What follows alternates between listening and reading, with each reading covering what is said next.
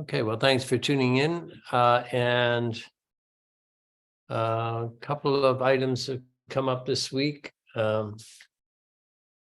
We have a property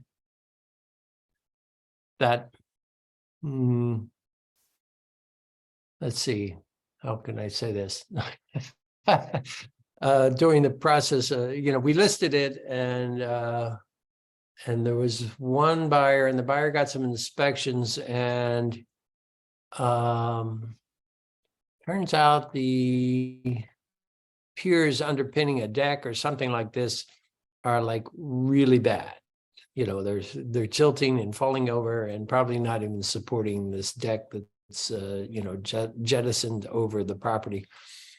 And so in a sense, that buyer backed out, and that report now becomes something that has to be given to additional purchasers, and the property kind of is unsaleable without that being fixed, without this deck being totally repaired or rebuilt, and the seller doesn't want to do it. So our client, or our agent, was in a bit of dilemma about how do I market this property when it's pretty much unsaleable.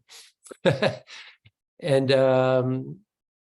the seller kind of got that vibe, so they said, well, I'll cancel it, we'll list it with somebody else. Well, in fact, not only did they say that, they actually signed a listing with someone else. Because what our agent did was withdraw the property from the MLS, but the listing didn't actually expire till July 31st. So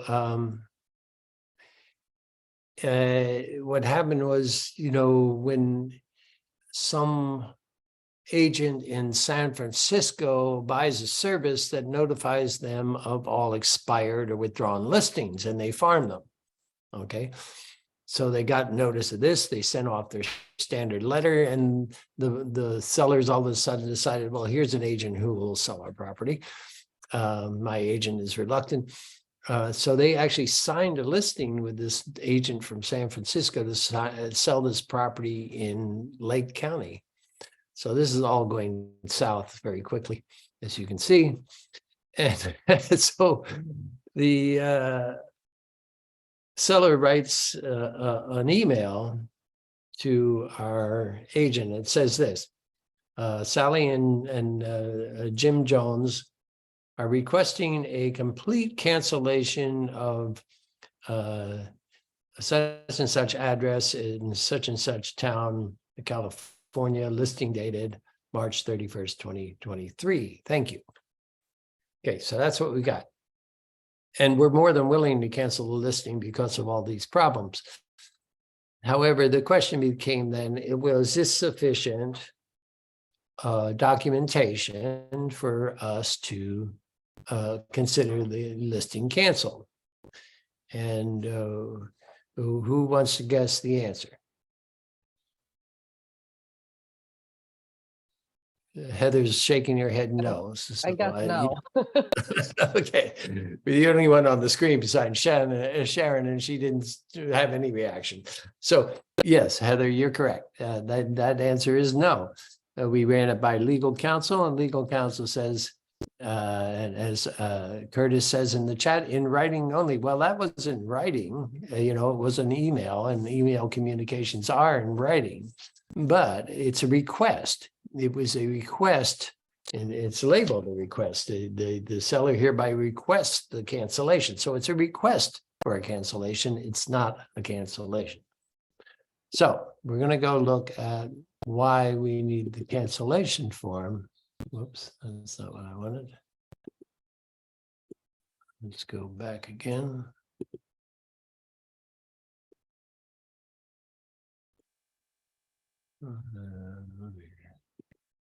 Put that down there. Okay, here we are. Can you see well,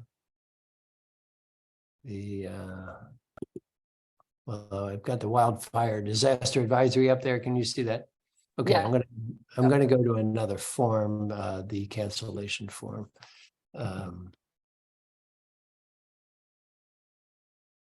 Cancellation of listing.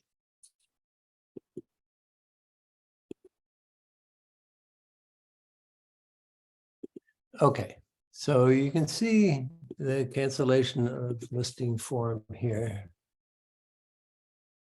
I'm going to close this here. Okay. And it says the broker and principal agree to cancel the listing. And then there's a bunch of payment things here. You know, if it checks A or B or both. Principal agrees to pay the amount of compensation specified in the listing if, you know, and then there's if prior to the end of the listing, principal enters into a contract. Well, that would be until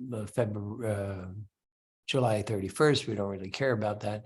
If within calendar days after the cancellation or the listing period, they enter into a contract with these parties, and we don't want to do that because there are no parties.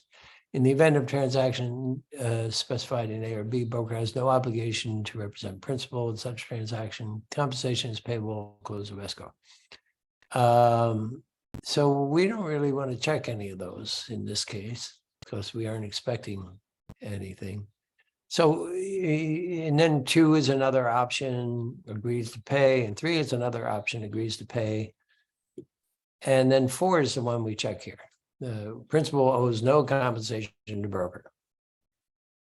And then they mutually release each other from obligations under the listing and all claims and actions. So this is important legal language that we want rather than just that email that says they request a cancellation. So our agent was and his manager were trying to maybe shortcut this thing because it was an elderly client seller and they don't do DocuSign. And so they thought, well, we have it in writing, they want to cancel, and maybe that's sufficient, but it's not. And so we sent off snail mail, you know, the old traditional way. And with a return envelope. So all they have to do is sign it and return it, and then we're all done with that. So any questions on cancellation? Had another one come up, and by the way, a cancellation of the listing requires the broker's signature. It's not something the agent can just sign off on. So I got a DocuSign this morning on another cancellation of listing. I have to talk to the agent about what happened there, but those come to me for signature because they are ultimately the broker's listings, and so the broker has to agree to the cancellation. Okay,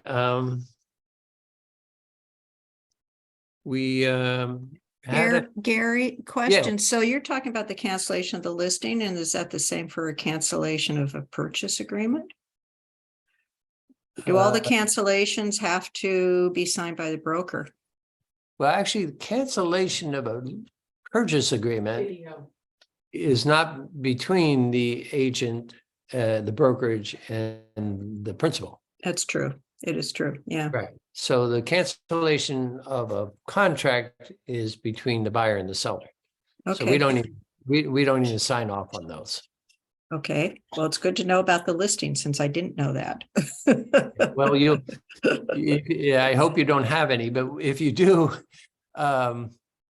you'll see that it calls for the broker's signature. And gotcha. Required. Okay. Thank you. Okay. Cheryl says there's a listing in our MLS from an agent in Toledo, Ohio, with no pictures, no vital information. And why is this allowed?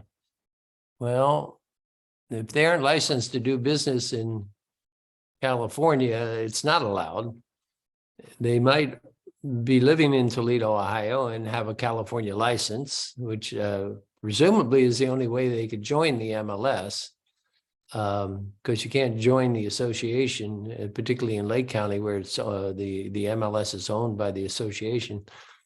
You can't join it unless you're a member of the Association of Realtors, and that requires a California real estate license. So Cheryl, I imagine they have a California real estate license. Question Nana asks, what about the disclosures and inspections completed while they had the listings? Should they send a seller? That's a good question, because that did come up. So thank you. This report that triggered this whole cancellation, this failed deck, our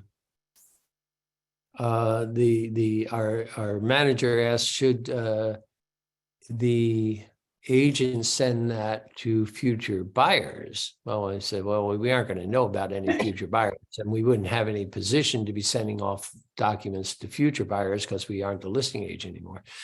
But do make sure the seller has that report, and send the seller in an email, so we have written confirmation that we advise that seller to provide this report to any future purchasers. So we did that step. Thank you for bringing that up. We have an agent who wrote yesterday that they're doing a vacant land purchase agreement for the first time. They're representing a client in purchasing a vacant parcel of land. And so they hadn't used the VLPA before. And so they had some questions about it. So I just thought I'd run through it, because selling vacant land is certainly something we like to do from time to time. So I think this is the vacant land. Yeah. So it comes in a bundle like everything else. It has the agency disclosure in the front. It has the fair housing documents. It has the possible representation of more than one client. It has the wire fund fraud issues. And then it comes to the agreement. And this agreement was modified in December of 2021, along with the RPA, and now has its own grid. So, we just work our way through the grid. The grid, as we just, as in the RPA, it has references here, 3A, B, C, D, but then it refers to the paragraphs that are governed, which are numbered differently than in the RPA. So when you refer to the paragraphs, they aren't going to be the same, even though they may cover some of the same topics. But there was a particular question about this paragraph 4, the property addenda and advisory, check all that apply. So if it's a, property type addenda, there would be a probate or other type of property. And then there's other addenda. And if there's an addendum, you would attach that, backup offer assumed. If there's a septic well, property monument and propane addendum, you would check that box. And that gets added to your package. Yep, and you just added that. If it's an exchange, seller intent to exchange, so forth and so on. And then there's advisories. The seller's advisory, buyer and seller advisories. So automatically attached to your package is the buyer's vacant land additional inspection advisory. And then we already had the fair housing and discriminatory advisory. This property is a burned lot. And there's already an NHD that says it's in a high fire district, so you would want to attach the wildfire disaster advisory. Yeah, and that's pretty much it on advisories. Now, there is a VLQ. Vacant land questionnaire. So you're going to want that from the seller.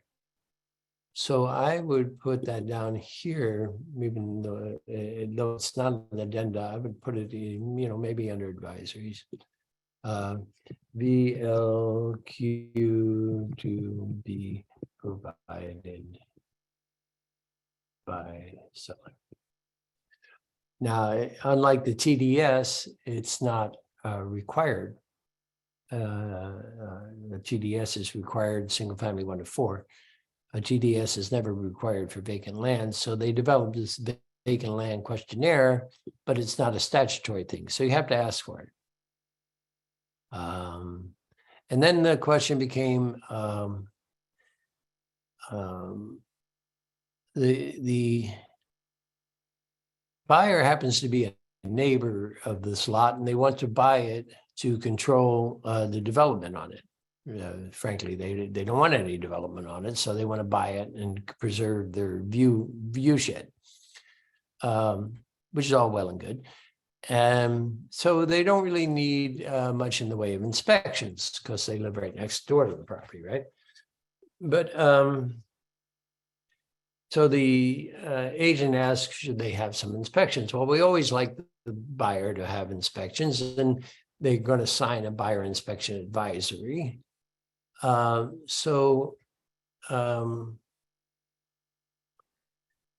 What I suggested is that the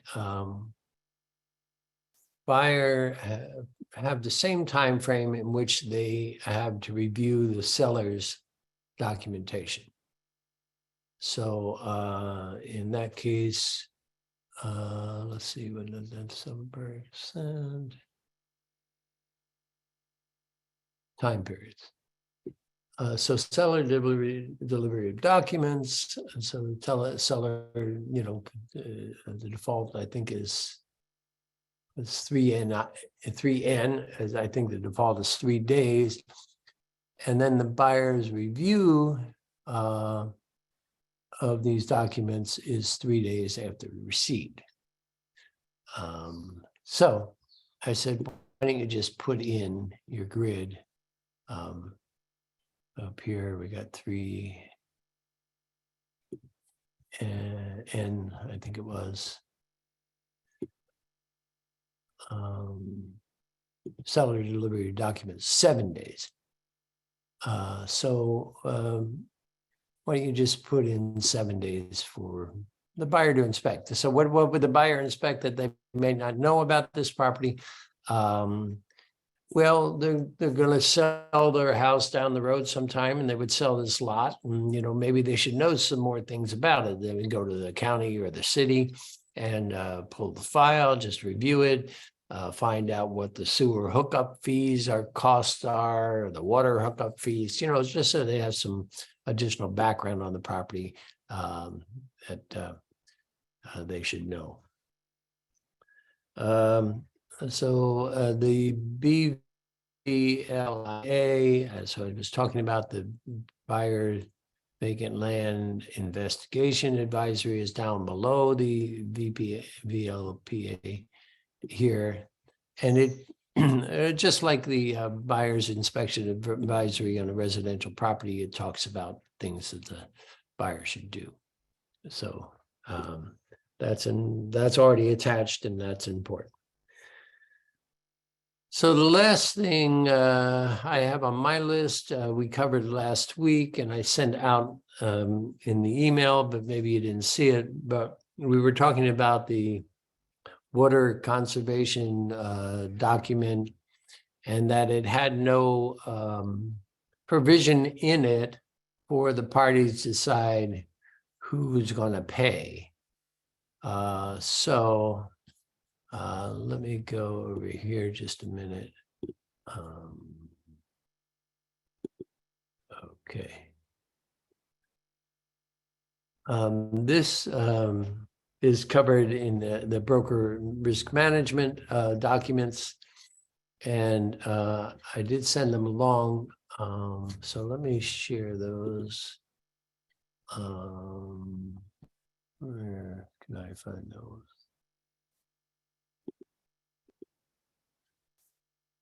Hold on just a second.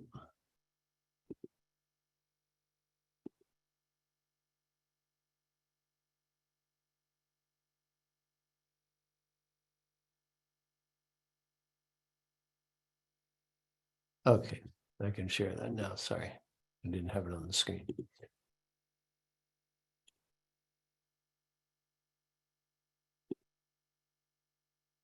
Oops, that's not what I wanted. There we are. Oops, that was what I wanted.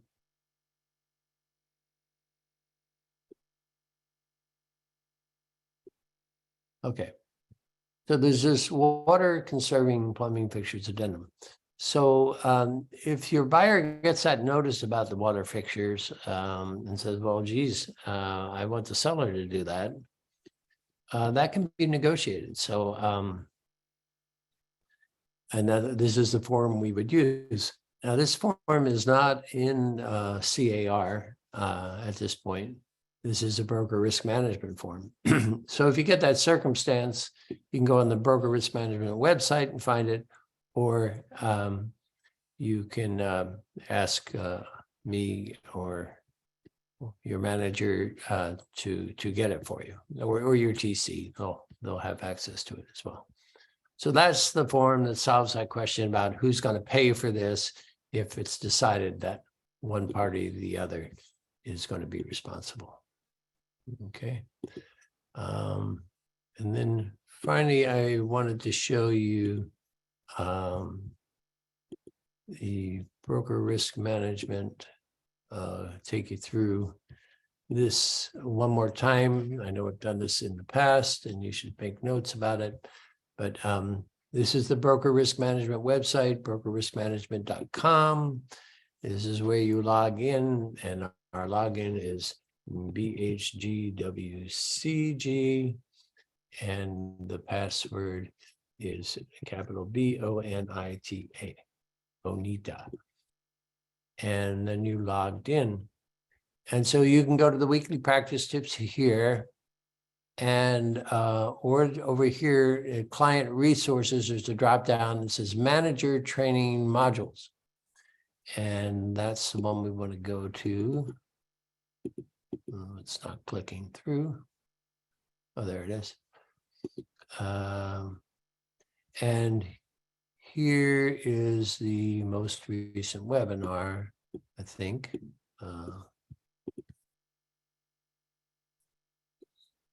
Yeah, presented on 5/31. So that's where you could catch the webinar that just happened this past week, or prior webinars. You can watch it if you didn't get to attend the 5/31 webinar, or if you have questions that came up and you want a refresher, just go back and visit them. So that's how you get to that.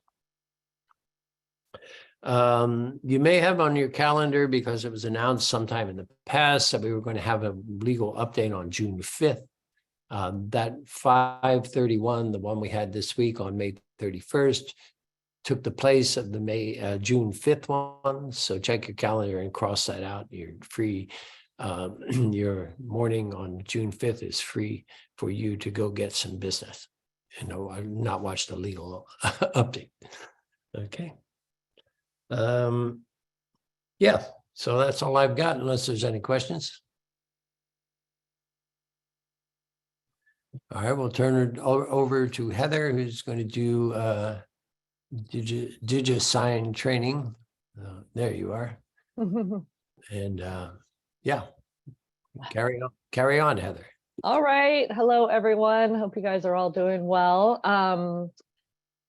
As you all know, we have access to DigiSign in our SkySlope platform, and they've made some changes and updates. So I just wanted to share that today and go over a few things. Let me pull out my notes here. So let me go ahead and share and get, so you guys, all right, everybody able to see SkySlope? As you probably know, you just go into SkySlope and then you get access to your transactions, your documents, and the digital signature program. It's just skyslope.com. And if you don't, for some reason, don't have a login to that, reach out to, who has the logins for that? Is that Ashley? Hey, it's Keely. I can do that. Anybody Okay. can just shoot me an email and I can resend you the credentials to log in. Awesome. Thank you. Thank you. I know sometimes if we haven't done something in a while, we kind of forget or lose the information, right? So awesome. So just reach out to Keely if you need any help getting logged in. When you're on the main SkySlope page here, there are two ways to access the digital signature program. You can see right here, this big green swoopy thing. That's kind of where I usually go. You can also navigate all through SkySlope up here in the right-hand side under apps here. So if you click on that, it gives you the options. You can go into DigiSign from there. So either way, and then when you're in, oh, there we go. When you're in DigiSign, you can go, it's not showing it right now, but usually it shows you that same little apps thing. So you can go back to the main page. Although, as you can see up here on here, you can also go back to your previous tab. So look at this, it's got nothing. Let me refresh it. Don't know why it's not showing. There we go. There's everything. So you can see right here, there's that apps button. If you click on that, it'll take you back to the main SkySlope page. And on your main page here in DigiSign, you've got two main tabs up on the top left. You've got envelopes and you've got templates. Most of what you're going to do is in here in envelopes, but if anytime you have regular documents that you have send out for signature, you can create a template for that where you go ahead and put in all of the signature signing blocks and save that as a template. Then the next time you say send out an RPA or you send out a particular any document, you can apply the template and it'll automatically apply all those signature blocks, so you don't have to redo it each time. So anyhow, Heather, I'd like to say something. This is Julie. Hi, Julie. And I use a lot of I create a lot of templates in SkySlope. Oh, awesome. The one thing that you need to realize is if you're stacking a lot of documents, you can't create, or you shouldn't create, a template with all of those documents together. You should, how I approach it is I fake sign it to myself. I build the document to myself, email it to myself, sign it, and then create the template. Does that make sense? So like for so like if you're doing like 5 documents. Yes, don't create a template with the 5 documents. Right. Create one for each one. And then it becomes a time saver. Oh, there you go. Yeah, definitely. Yeah, it gets complicated if you try to do multiple in one. I agree. I found that as well. The templates, if you're going to use those, it's best to do for one single document. So then your workaround is then when you want to sign for multiple documents, you send it. The part I didn't get was you said you send it to yourself. Yeah, so if I want to, we'll just use the RPA for an example. I go in, I create the blocks, and then I just make myself the buyer and the agent, because the SkySlope doesn't care what the name is, and I email it to myself, and then once I sign it, I turn it into a template. Oh, okay. Interesting. I'll have to check it out. Thank you.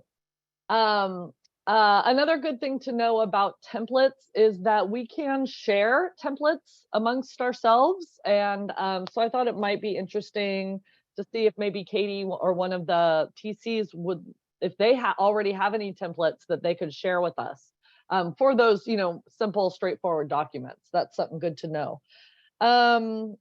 So let's just take a peek here. So in envelopes, you can sort a few different ways. So this is the envelopes I've already sent out to be signed. That's what comes up on envelopes. You can sort it by only the documents that have been fully completed, so fully signed. You can sort it by ones that have been sent but not yet signed, and then ones that are just drafts. So if you started it but never sent it out. I usually just leave it here on all because you can also sort it in here if you want, because you can sort it by status. So all of these, the envelope name, your status, and your updated, you can shift it around in there. So if you want to have it all be sorted by alphabetically, is what I think it is, by number, you can do it there on envelope name. You can do it by status. That's usually how I leave it, is I have it, anything that's just in draft or hasn't been completed yet. I like it at the top. I don't need all, wow, I have a lot of canceled ones. And then what usually actually is what I leave it at is updated. So things that have most recently happened, right?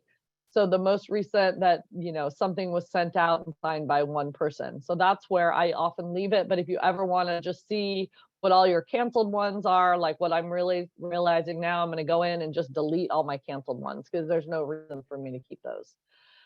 For each of these documents that are in here, over on the right-hand side, there's the little more button. So on the left, let me start on the left, actually. You have the name of the document or the name of the envelope. Now, this is determined by when you send a message to someone with the document to sign, that subject line is actually your envelope name. As you can see, I didn't realize that. Some of these I just sent to myself, but I didn't realize that at first. So, it's better to actually have a name in your subject line, creates your envelope name, so you know what the property is and put, what the document is that's included, so you can easily find it later. Then it shows you how many recipients there are. And it's kind of cool. If you hover over that, it will show you which of those recipients have signed and which have not. So if it's in progress, you can see Sally and John haven't signed and I did on this one. So that's kind of nice to know. Shows you how many people, what the status is, if it's how many people have signed, if it's draft or completed, when it was last updated. And then the more button over here is going to change based on what the status is of the document. So for this is in progress, partially signed. When I click on more, it gives me an option to correct the envelope. So if I realize I made a mistake, I need to add or delete something, I can come in here and correct it. Now, if you do correct it, if anyone has signed, they'll have to go back in and re-sign, obviously, because you've made changes, right? You can download it, and you can also right here view history. So that's kind of a nice one. It shows you, if you click on that, it shows you all the things that have happened to that. So you can see if there's, if you want to go in and look, if there's anything that you need to check on. From there and from the other, you can also resend the envelope. So this time I went into history and then I'm going to resend envelope, but I think there should be send reminder. Here it is. I just skipped right over it. So if you realize one person hasn't been paying attention and they haven't signed, you can click on send reminder. And in here, you can click right on send reminder. Now, the way I have this one set up is that Sally is in the first signing group and John Jack is in the second signing group. I'll show you guys that in a minute. So at this point, I can only send a reminder to Sally because she has to sign before John Jack does. So I'll show you that. But if you just leave them in the same group, then it doesn't matter. You'll have multiple send reminders here if they all haven't signed. If you come in here and you go, oh, look at that. The reason they haven't signed is because I have the email wrong or anything here. There's the little pencil here. You can click on that and then you can actually change. You can edit that email and their name if there's any errors. So I will close that and I will close that. Here you can see this one's a draft. So when I go over to more, the only option is delete draft. All right, I'm going to go ahead and delete that. It asks, make sure you really want to delete it. So then you don't make that mistake. And then anytime it's completed, you have that download envelope, certificate, and view history. So those are the actions that you can do in your envelopes. There we go. Let's see, just make sure I didn't miss anything there. When you want to, well, actually, I think I'll create an envelope and then I'll pop over to templates after that. When you first start, if you haven't been in DigiSign, you might pop in over here where your name is on the top right. If you click on that, you have an option for preferences.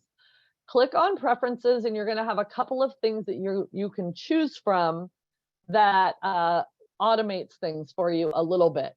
The first one you see here is your signature settings. The default is that when you add a signature block into a document, that's all that's added. You can choose to change that to every time you add a signature block, it also includes a date block. All right, so you add it when you add a signature, it also includes a date. It's up to you, however you like to do it. You can also do signature includes the date and time. So just up to you how you like to do that. I often, I like to have it include date. Sometimes you have to delete the date, but it's just makes one less click for you. So that's what I do. So whatever, if you're going to change something, click save. And then the next one is block selection preferences. So how do I explain this one? So the default is when you go into creating the envelope and you are adding signature blocks, the block, whatever block it is that you're adding, it keeps that block selected. So when you click on signature, then when you add it once, well, then you can continue going and you just continue adding it. It keeps it selected. If you don't want that, you can deselect block type. So you click on, and I'll show you this again. So when you click on signature, you add a signature, then you have to go back up and click, okay, am I adding another signature or am I adding initials? So like the little video here is showing you, they keep the block type selected and then they just go down and add the initials to everywhere in the document. They don't have to keep going up and checking, selecting initials. So those are your two preference options you can add there. That's up in your on the right-hand side in your name under preferences. All right, let's go back to envelopes. So you are ready to send out a new envelope. All right, so you just click on new envelope and you have two choices. You can either choose, if you already have a transaction, you already have a property you're working on, then you choose a property, or you can choose no property. No property, the main difference is that anytime you have documents signed and you've chosen a property, you've linked it to a property, then all those signed documents automatically go into that folder, that file for that property. Whereas no property, they just go over into personal documents. So, which I can show you guys in a little bit. So let's go ahead and say choose property for this one.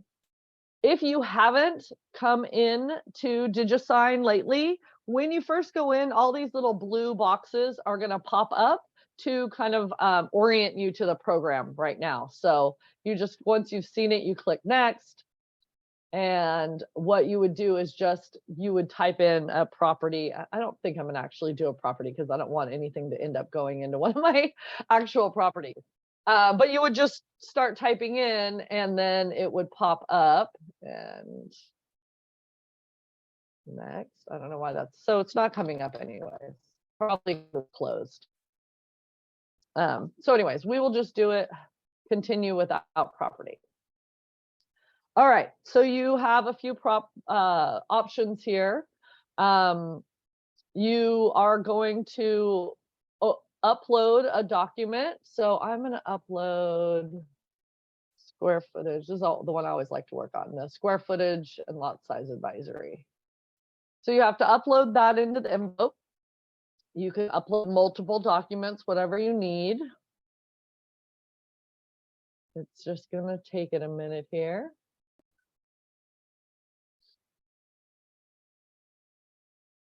Or 10 minutes.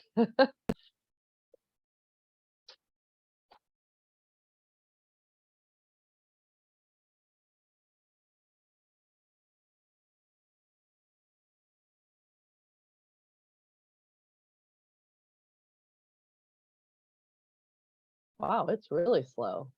Probably because we're on, let's see if I stop my video. Sometimes that makes things go more quickly.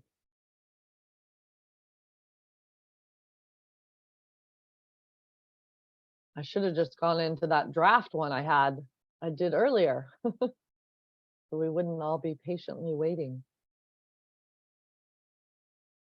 Down here in the bottom, you can see there's an exit button if you just are like, oh no, this isn't what I want to do at all. And then on the bottom right here is once this document is uploaded, this is where you would apply your template. So you just click on apply template. It gives you the list of the templates that you have set up, and then you just apply the one that you need. So that's where you would find that once you have templates in there. I have not made any templates myself, so I can't even show you those, but I can show you how to make them. All right, here we go. Okay, so you can see now I've got at the bottom right, apply template is blue, so it is, I can apply a template. And look, actually I did make a template. Apply templates. Oh no, skip this step. I don't have one. I didn't think I did. Okay, what you would do instead is just click that next button that was showing there. So that is grayed out now because you actually have to do some things here. So I've uploaded my document and now I'm going to add the recipients. It is pretty handy because it automatically has you personally listed here. And to add yourself, all you have to do is click the little checkbox next to it. And if you aren't going to be signing the document, then you just deselect that, no worries, and you are not included. So then you are going to, if you have, do that again, if you have people in your contacts here, let's see, Sally Sample, we did her earlier. And what did I call him? John somebody. We're gonna have some real people here. John Jack, I'm gonna put him in. Now, a few things that you can do. When you look over on the right-hand side, you see it says signing order and who signs first. Right now, you've got Sally and John Jack in there. And these are currently in one signers group, signing group. Here you see there, it says add a signers group. So you can add, if you want people to, the document to go to someone first and then someone else. I realize my video is off. So if you want it to go to Sally and then to Jack and Sally signs first, then you just create that second signers group and you pull John Jack down into who signed second signing group. All right, you can also add here at the bottom anyone that you want to get a copy of the signed document. So maybe you want to go ahead and set it up that the TC on the other side is going to receive these signed documents automatically. Then you just click on, let me do that again. I keep going a little too fast here. You click on new recipient and then you can add them. Tracy, let's do TC Tracy. And I'm going to make her tc@tracy.com. I just made up something. Now, when you add this recipient, you have some options. You can see here it defaults to needs to sign. So I'm saying, no, I just want these documents to be sent to this TC. They don't obviously need to sign. So I'm going to change that to receives a copy. And it's got these little 3 documents. So I will change that to receives a copy. If I left it at needs to sign, then I can choose which signing group I want to put them in. But if you put them in and then you click save, if you put them in a signing group, you can still move them out of that at any point and down into the area you want. So it's real easy over on the right-hand side to shift things around. All right. Now, what else is here? On next to the names, you can see there's the little trash can, so you can remove them from this because you don't have a checkbox on the left. So you actually have to remove them from this signing document. And then on the right is there the edit button, and you can see that little, you can oh, I messed up their email, what have you, you can do that right there. Okay, then once you've got all your signers and the order you want them to sign, you just click on next. And then here is our familiar signing, main part of the signing program or digital signature platforms. So this one, oh look, I accidentally uploaded one that already has information in it, but pretend it didn't. Pretend this is just blank.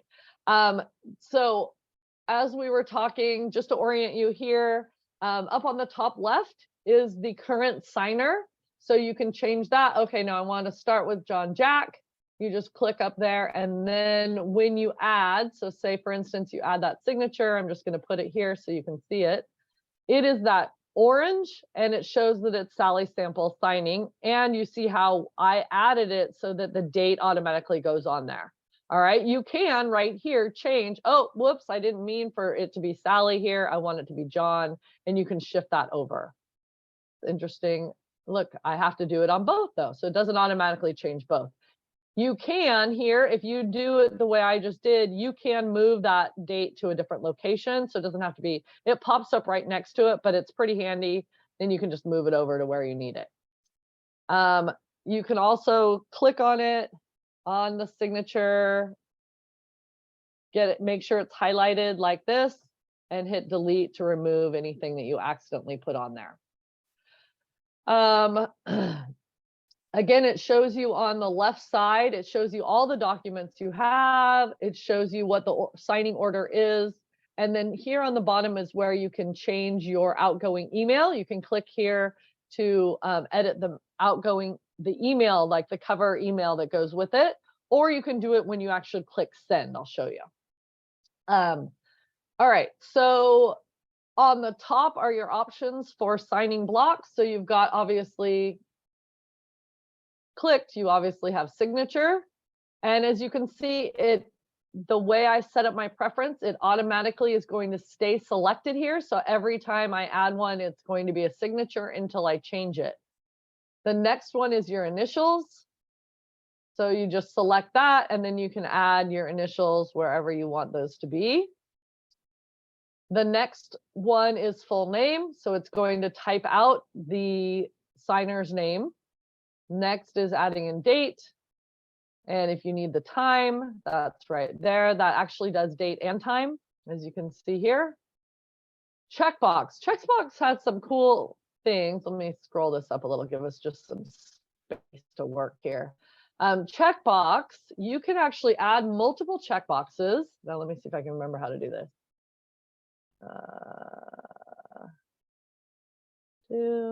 Okay. So you can add multiple checkboxes right in a row, and then you can select those. So currently these 4 are selected, and then see this number 4 here? That's not how you do it. Okay, I don't remember how to do it. Oh, it's over on the left. Sorry, I don't do this a whole lot. So you can see over on the left now, it has that I've got 5 checkboxes. I'm going to delete one of them just so it's 4, kind of makes more sense. Okay. 4 checkboxes that I want that are added to this group. All right. Now I only have 1. I'm making a mess. Hold on a second. Let me clean this up. There we go. All right. So we now have, all right. Let me fix it. Okay, I'm going to add 4 checkboxes. I click on 3, 4. Okay, so now I've got 4 checkboxes, and you can see over on the left, it says, how many checkboxes would you like to add to this group? All right, there's 4. I've already added 4. Then below that, it says, how many are required? So you can make it so that none of them are required, right? That they only check them if they want them to be checked. Or you can say, I want at least 4 of them or 3 of them checked. Or maybe it's, your options are at least, at most, or exactly. So if you want that they have to check all 4 of those, you can say, select exactly 4 checkboxes. Or you want them to check at least 2. They have to answer at least 2 of those, or select at least 2 of those. Those are some options there with your checkboxes, which is pretty handy. I'm going to go ahead and delete that. Then on the top right there, you next have the text field. So there you can add in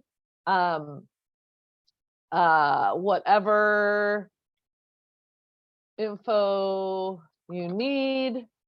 All right, you can make this bigger. You just select the, you see when here, let me pull the whole thing down. All right, when it's selected, when there's this 4-way arrow, then that's how you move it. When you come to an edge and it turns to 2 arrows like that with the lines in the middle, I don't know what that's called, but when it comes to that, right at the edge, then you can click and drag that edge to make it larger. All right, so if you need to make it taller or wider, that's how you do it. Now, the information you've just put in there, you have 2 options. Over on the left, you have that this is an optional field, so they can actually go in and change. They can change this if you leave it as an optional field. All right, they can go in and change the verbiage. Or you change it to, and this is what I would suggest most of the time, is you change it to read only. They cannot, the signer cannot change it now, but they can see it. They can read it. It's now part of your contract. All right. And then your last one here, what is this? Get that off there. Okay. Then your last one here is strike. If there is an instance where you want to strike out something, and let's ask Gary if that's ever okay. Gary, is it ever okay to strike out verbiage in a CAR document? No, that's not advisable. Yeah. What is there any time that that would be advisable, or should we just skip strike? Not a CAR document, but I don't know, maybe you can use it as an underline too. Let me go ahead and show it to you. And then, so say I want to underline something. That's how I would use this. You just click, you select strike, and then you click where you want it to start. You drag out, that kind of went right on top of my thing, but you can also move it. Yeah. Oh, look, now it's writing down, I'm drawing. That's not what I meant to do. There we go. That's what I was going to show you, is that you can change the angle of it as well. But anyways, if you for some reason want to do that, you can also change that to, there's a way, and I'm not seeing it. There is, oh, there you go. The strike color or the line color, you can make it red as well. So if you ever want to do something like that, that is there, just so you know.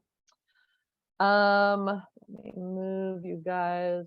Can't see. Okay, now once you've got all your, obviously this document doesn't have it, but if I have this all ready and I'm ready to send it to my client, then a couple things that you can do.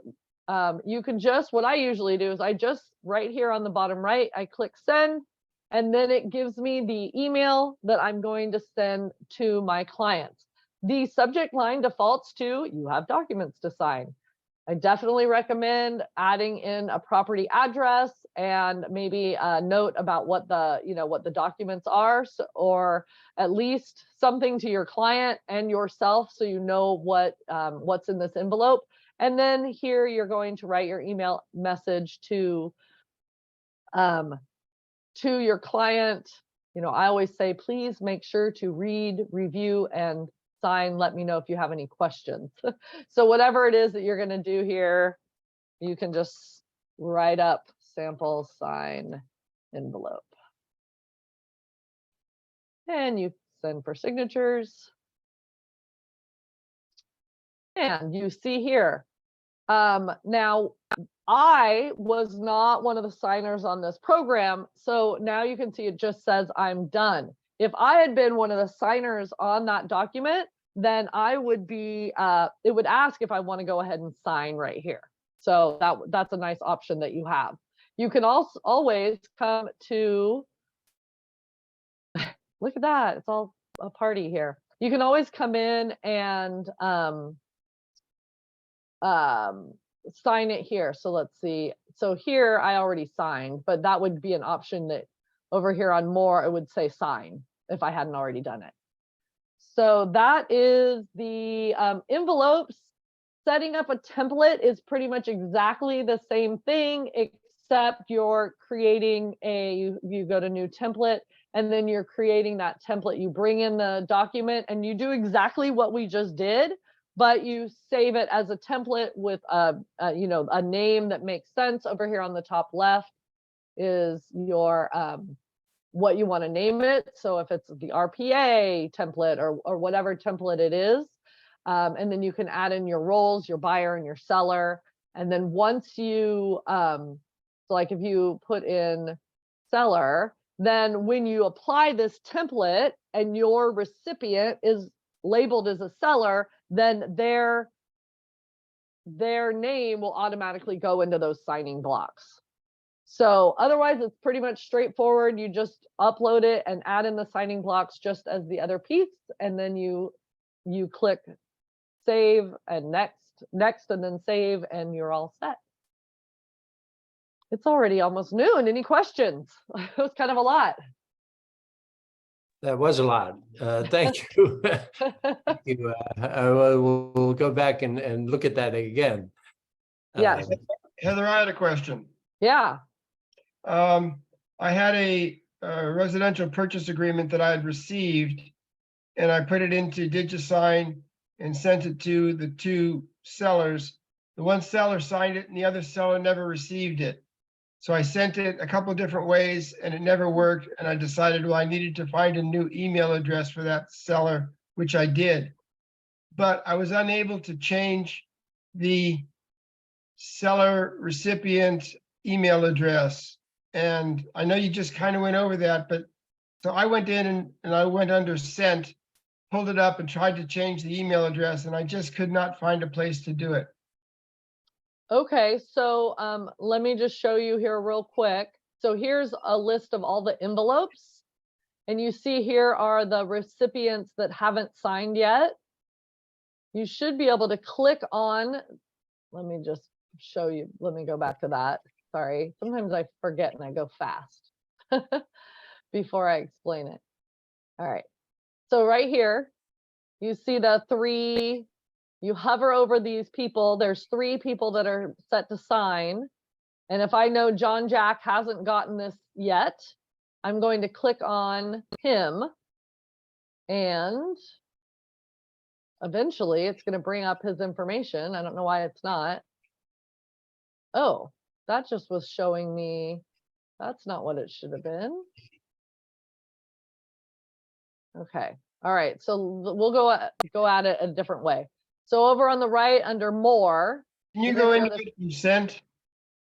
What? I went into it under sent. Oh, okay. I think Yeah. she's advising you to do it under that'll signing work. people who haven't signed, but Yeah, so it's the same. So all on the left is just simply every envelope you have, whereas sent just doesn't include drafts and doesn't include anything that's completed, right? So it's just things that have been sent and not completed. So that's fine. So sent, and then over on, if this is the envelope here, I'm just going to go over to send reminder. And then right here, next to their names, you see their email, there's a little pencil, and I'm going to click on that. And that's where get that off. That's where I can go in and edit their email. Okay, I see. I didn't go to reminder. Yeah, so it's you can either do from here, you can do send reminder, or if you open it up, then it where is it? But yeah, that's the easiest way to do it, is just send reminder, because then that's where I always look at it to check that my email, I have their email correct. You can also do there's another way. Oh, I know what it is. The other way is you can go to view history. You see that whole history, and then it gives you an option to resend envelope.